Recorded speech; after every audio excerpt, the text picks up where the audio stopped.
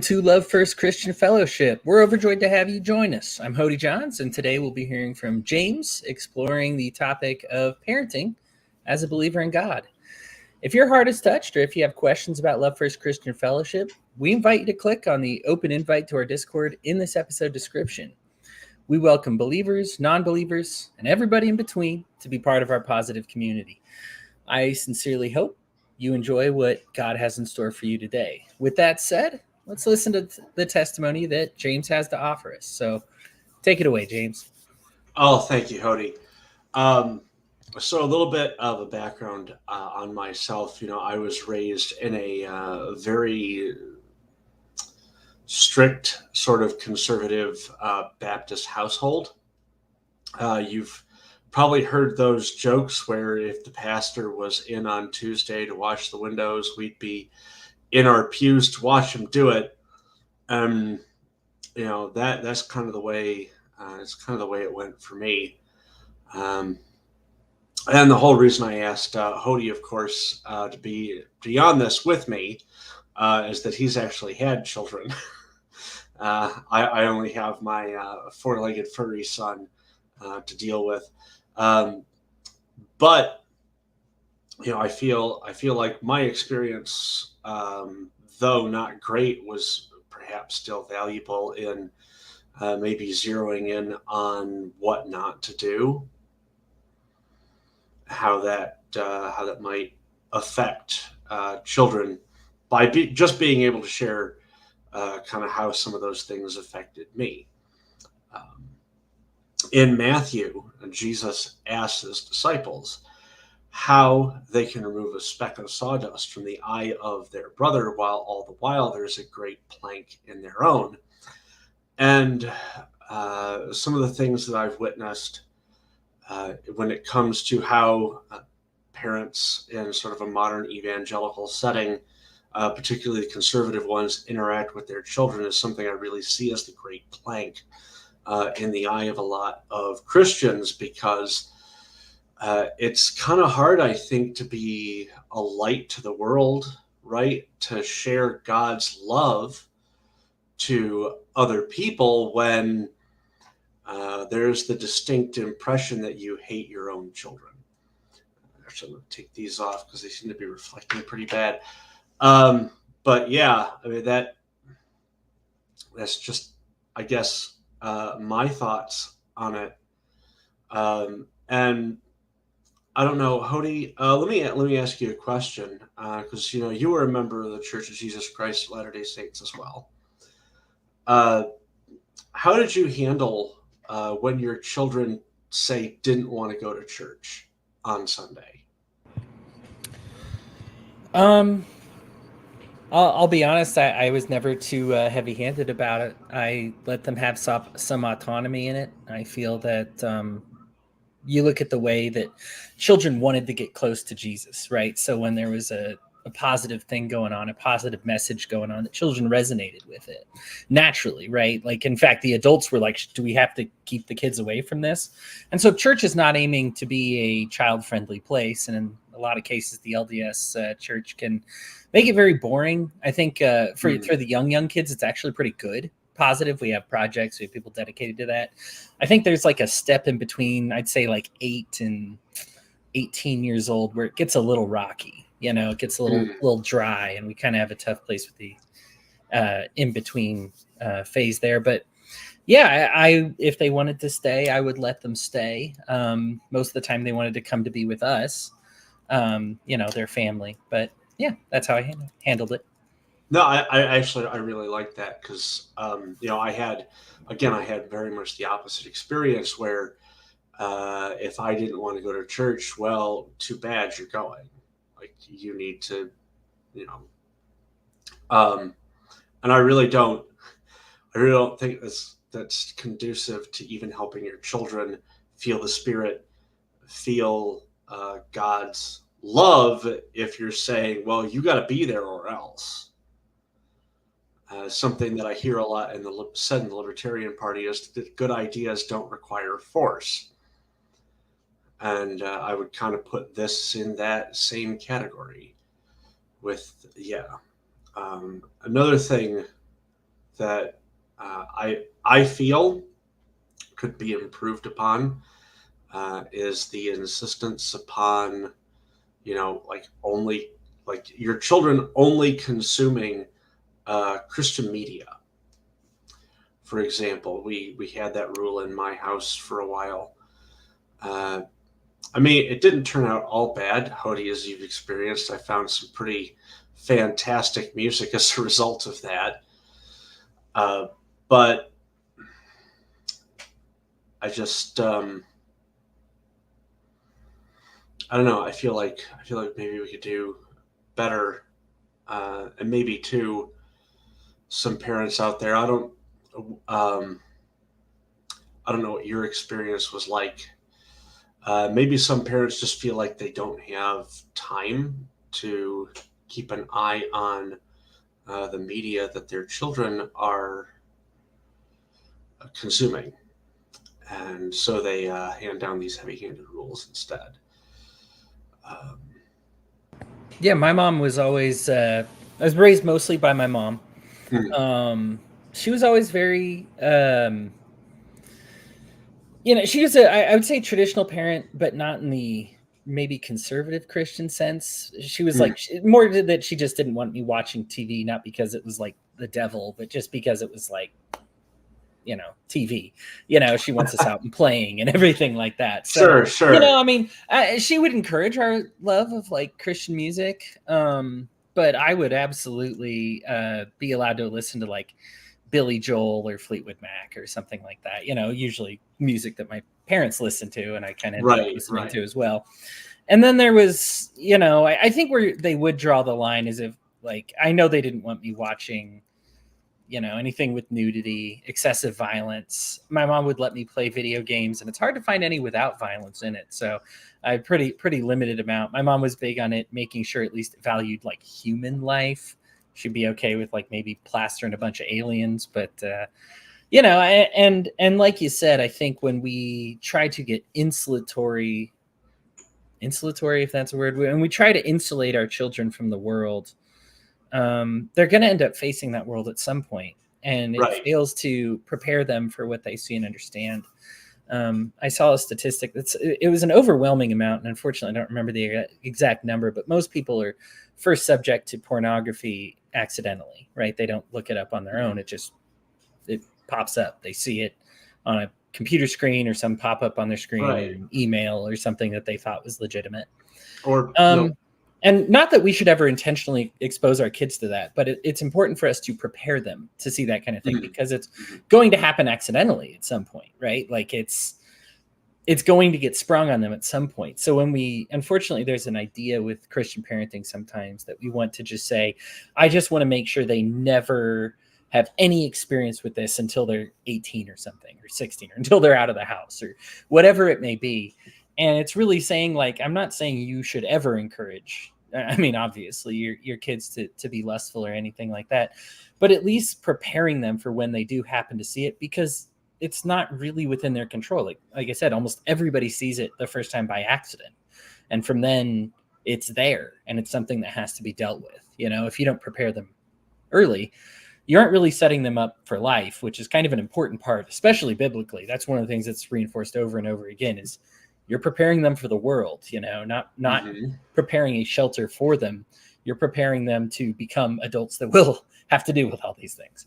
Right. And as Jesus said, being in the world, not of it, uh, like that sounds very anti-insulatory to me, right? Like we can't hide from the world. We're going to be a part of things that don't agree with the gospel, things that we may not feel good about, and if we're not prepared, if our parents haven't done the job of preparing us, if we're not preparing the next generation to be in the world, they're going to have a bad time. Absolutely. I love one of my favorite Bible verses is that in the world and not of the world. Because it would be very easy to not sin if you just locked yourself in a closet until you died, right? But that's clearly not the goal. The goal here isn't to make no mistakes. It's to find out how to recover from those mistakes.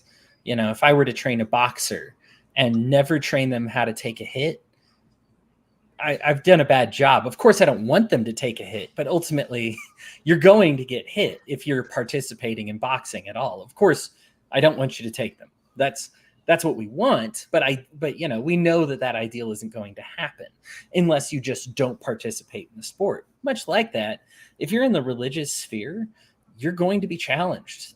We're promised that there will be temptations, excess temptations and difficulties from what most people experience, and you need to be disciplined enough to have those things. Discipline is another part of the parenting equation that I think is we often hear it and infer punishment, but that's really not. Even when we say have some self-discipline, we're not talking about self-punishment, right? So when you're told to discipline, teach your children to have discipline or discipline your children, we're teaching them to have, temperance, patience, things that aren't just giving into whatever they want all the time. Unfortunately, those verses are often interpreted to be punishment. And I think that's probably one of the more unfortunate things parents can do as well. And the oft misused "spare the rod, spoil the child" verse. I don't know. There's a lot. I honestly, I don't know how I feel about corporal punishment. Never having had to deal with, enacting that. I don't know what. When your children were younger, did you have to deal with anything like that? Ever have to administer any corporal punishment? I won't. I made some mistakes. Now, thankfully, I did. I was not. By the time the kids were in the picture, I had lost the. I'll call it an illusion. I think people should pray about this and come to their own conclusions, but I really don't feel corporal punishment is the way to go for this. I just don't. I guess I think there are better alternatives, and I think it's important to look at those. Even if we go to corporal punishment, I think it would be like a last resort thing. I believe in tackling a child if they're going to cross the road, and that would be about it. But I've never actually had to hit my children or anything like that, thankfully. And they've turned out to be good kids. I shouldn't say turned out. They're still adolescents, making a mix of good and bad decisions, as we all are as human beings. I did have a firmer hand, almost scary stance, like maybe if I can scare them verbally when they were younger. I remember an incident where where our son hit his sister, and praise to his honesty, we were like, "Oh, were you playing or something?" And he's like, "Nah, I just hit her," or whatever, right? And that's one of those things, like, I was so like, "You never do that again." And I grant that after this incident, he never did it again. But I remember, like, kind of the terror in him that I instilled through that. And I probably didn't have to go that far. Like I look back on that, and that taught him, yes, to not hit his sister, but it also taught him to fear me. And that is something that I've since, of course, taken corrective action on this, right? Like to undo a lot of that fear. But if you're ruling that way and your kids fear you, do you think they're going to tell you the truth about something that may be frightening? Do you and so you dig yourself into these holes so you can say, like, yeah, I hit my kid or I scared him in order to achieve this goal. But I wonder if everybody understands the complete consequences of achieving that goal. Because we can say, yeah, I've had success and, I hit my kid and now they never do this action again. But if the consequence of that is also they never confide in me again, they never treat me as a friend again, our relationship is strained, I've given them a psychological fear of telling the truth to people or telling tough truth, side effects like that, it's hardly worth what you actually ended up achieving.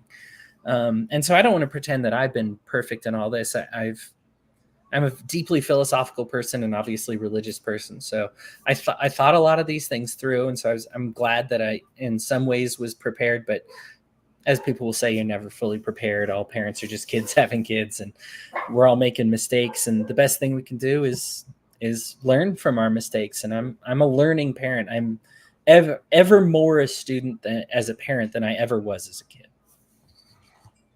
Yeah, yeah. Okay. No, and in fact, I had my parents were very different, or are very different people, right? There's my mother was very, strict religious pragmatist. Um, my father, I had the privilege, I was very fortunate to have a very compassionate father who, like you, understood that he made mistakes and that everything that he did wasn't perfect. And I have the benefit of hindsight now that I can look back and see the work that my father has done on himself to become a better person. And he taught me some valuable things. Even maybe 25 years ago, I remember in the 90s, um, talking about the subject of gender and sexual minority children.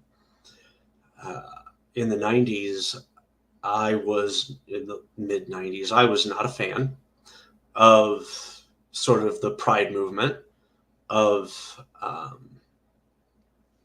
people with same sex attraction, right? I was bigoted in that way. And my father sat me down and he said, look, there's no reason for any sort of legal prohibition on those relationships, on those people, on the choices that they make. They're not hurting you.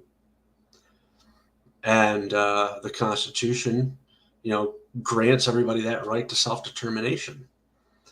And I had to have a long, like, I'll admit, I sat down, I had a long, hard think about that at like 15 years old.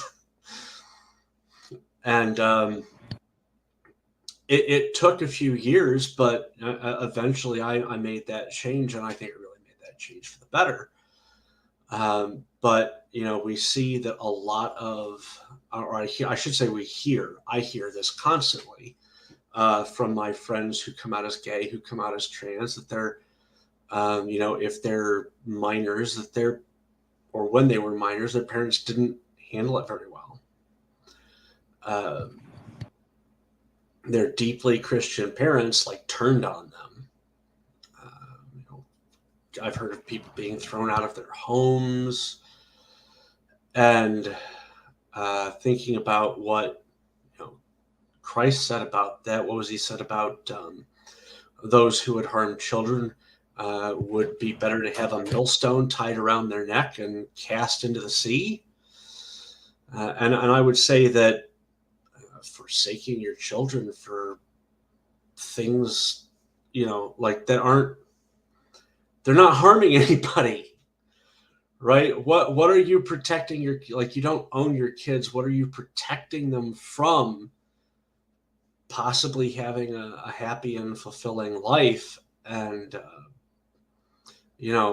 Jesus never said word one about this. Like, he never said a word about it. He never said anything about being gay, being trans, whatever. It was all about how you treated other people, right? The first commandment, the greatest commandment, is love the Lord thy God with all your heart, your mind, and your soul. And the second is like unto it.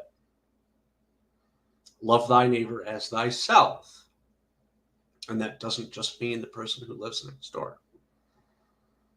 Yeah, it's this is something I even talked about, last week when we were talking about why we started this group, and that's a verse that came up is all the law and prophets hang on those two. It specifically says that.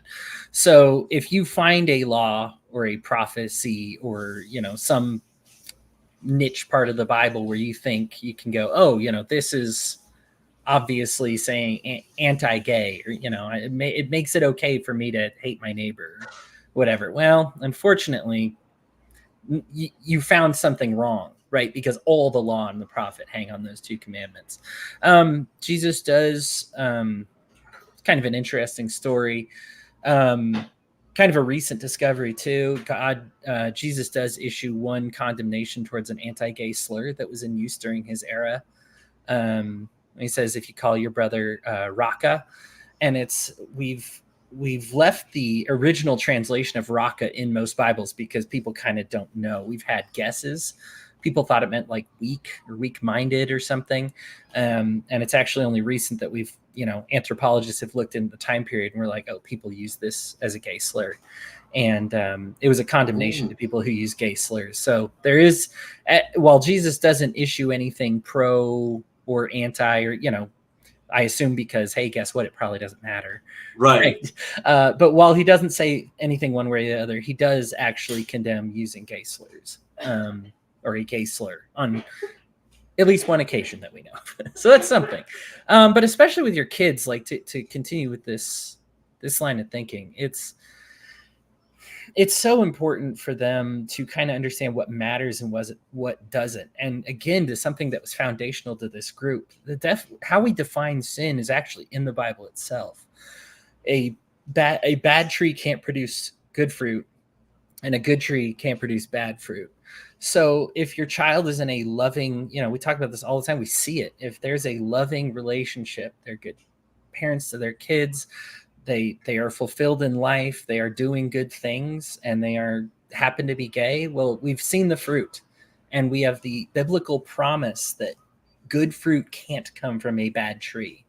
So I have no doubt that sexual immorality and stuff um, it can be a sin. I think. I still agree that the concept of it exists, but you have to look for the fruits of that sexual relationship or that Right. identity.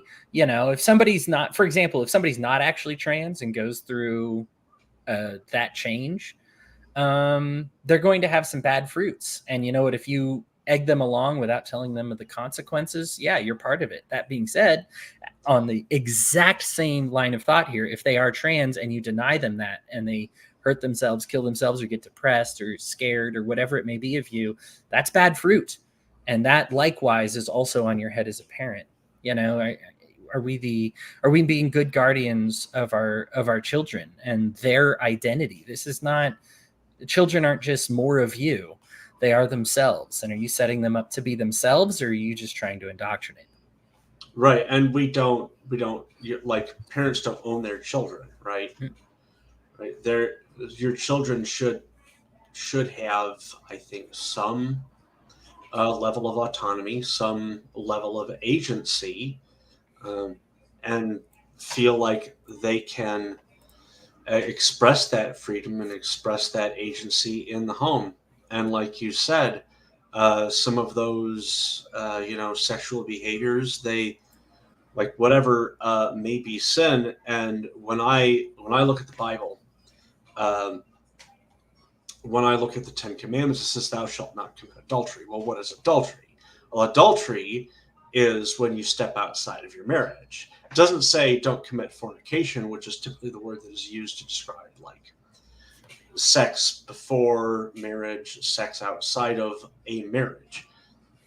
It's the adultery. Why is the adultery bad? Is it because it's sex? No, it's because you're harming your partner. So I would say that anything that harms, like that actively harms, right? So if you have two consenting adults just doing whatever, like that's not harming anybody. So I don't know, how, and this is probably something controversial, right? This is not doctrine, just FYI. But I really feel like the emphasis when we look at what is or isn't sin is who is being harmed. And if the answer is no one, then why do you care? Yeah, if nobody's forcing you to eat those fruits, it's Now, from a parental perspective, we love our kids. And I have no doubt that a lot of overly Christian parents love their kids and they want to put them on a path that is good, right? Mm. And that's even in the Bible, right? Like putting them on the path and then they will follow it, you know? And so we want to create the best path for our kids. And I have no doubt that the traditional evangelical parents would say, well, I remember unhealthy sexual encounters that I had or that maybe other people have had, and of course those are sins. They produced bad fruit. They were terrible. I don't want anybody to listen to this and think that this is like go ahead and have sex outside of marriage, but this is a blow against what we are doing as far as the purity culture. When we indoctrinate our kids this way against it so much that when they start having healthy sexual desires, which we see expressed in Song of Solomon, which we see expressed between Ruth and Boaz, which was it's sexual imagery in that in that particular passage. And again, this is not something God condemned. There's the issue with the prostitute in Jericho where she was servicing two men at once. And you can say what you will, but God doesn't, they even take that directly to God because they're like, what do we do? This girl helped us. And God doesn't take any issue with her craft or profession or with the other two guys with what they were doing, and again, we don't want to just say, yeah, that means it doesn't matter. No, this definitely matters. But there's a healthy way to do things and an unhealthy way to do things. When all children tend to see all of it as an unhealthy, unclean, sick way to do things, they begin to think they're unhealthy, unclean, and sick. And that's when you really get into a lot of trouble, because if they start feeling that way internally, then how are they are going to view themselves as outside the will of God.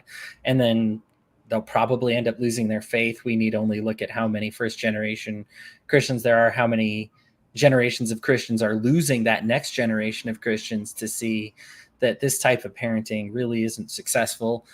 Even if the goal, which it probably shouldn't be, but even if the goal is to make sure that your kid has your same religion, you would have to change tactics. This purity culture stuff just isn't working. And again, it's not that being pure isn't working. It's the culture we've created around it that isn't working. James, go ahead and give us any final thoughts you have on this. Well, I would say that,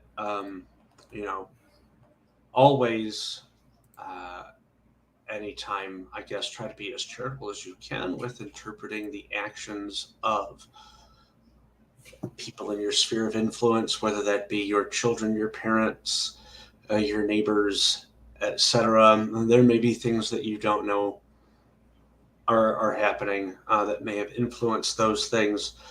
And if we could just maybe all give each other a break once in a while, maybe this world would be a little bit nicer place to live in. Absolutely. If we would give our neighbors a break, maybe give your kids a bit of a break too. The prodigal son came back home by the father allowing him to pursue a sinful lifestyle. And sometimes our authoritarianism gets in the way of letting children discover. If they discover and find out something is not right for them, and you treated them with love and they remember that, they could come home. Thank you so much for sharing your spiritual journey with us, James. And thank you, listeners, for joining us today. Once again, if you'd like to get in touch with us or even to be a part of the Love First Christians, that link to our Discord will be in the description below. We appreciate you joining us today, and may God bless you today, tomorrow, and forever.